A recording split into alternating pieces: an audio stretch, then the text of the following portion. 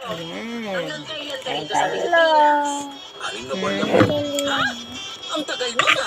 Iipon naman po ako. Huwag niyo nang alalahan yung gastos. Tsaka halos 10 taon din ako nawala. Gusto ko naman makasama kayo ng matagal-tagal. Ay kung sa bagay, marami na rin nagbago mula nung umalis ka. Eh, Nay. Meron din kami ng bakasyon. O kaya, baka may gusto ko kayong bilhin o kahit hindi. Ako ang totoo, anak. Da. Matagal ko nang gustong bumili ng alahas. May binibenta kasi sa akin yung kapitbahay natin. Ah, Kaso, sinanlad. hindi ko nabili. Kulit pa kasi yung budget ko. Baka pwedeng yun, anak. Ganun po ba? gulay na Natin yan. kalunggay. Ha? Ikaw naman po, Nay. Napakabait talaga nitong anak Kaya na. ko. Kaya paborito ko to eh. Pahalig nga. Kayo talaga. Ginagawa niyo pa ako ng halik sa pisngi. Tsaka, alam ko naman kung binubola niyo lang ako. Uy, hindi ah.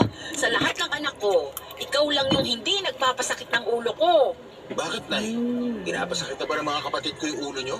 Ay, kung alam mo lang, Renato, yung isa mong kapatid na babae, gusto palaging sumasama sa mga barkada. Magbi-beach daw sila.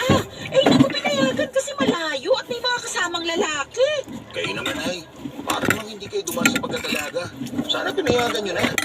Payagan. Ako, ha? Iba na ang mga kabataan ngayon. Hindi tulad ng panahon nyo na may mga takot pa sa magulang. Masyado na silang mapupusok ngayon.